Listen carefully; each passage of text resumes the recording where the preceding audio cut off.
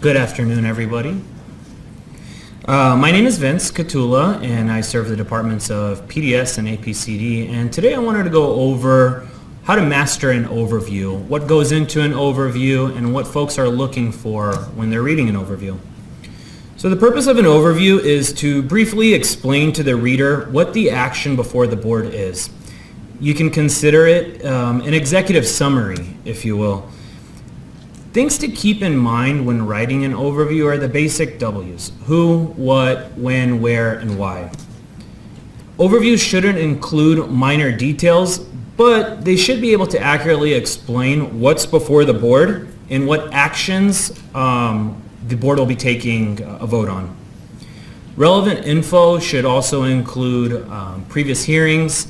If it's a second hearing or a third hearing on an item, you don't need to identify that on the front page of the board letter where the overview is, because it will be included on the date. But if there was a action that was taken 5 years ago or so, or however long ago it was, that's something relevant that should be included in an overview.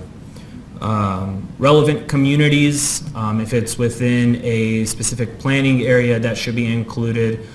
If there's a specific landmark that's near it, that should also be included. Finally, after finalizing an overview, take a step back and ask yourself, will the reader know what is before the board by just reading the overview section?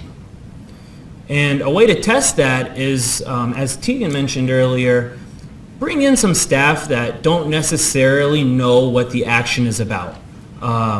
And ask them to take a look at it and read it, and just by looking at the overview, if they can understand what's before the board, who the stakeholders are, if there's any relevant costs directly to the county, that's the type of information that we're looking for and what the audience is looking for.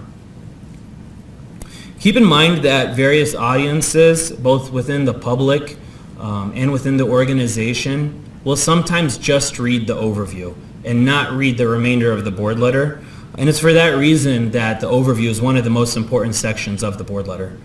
And again, just to recap, we've seen overviews that are a few sentences.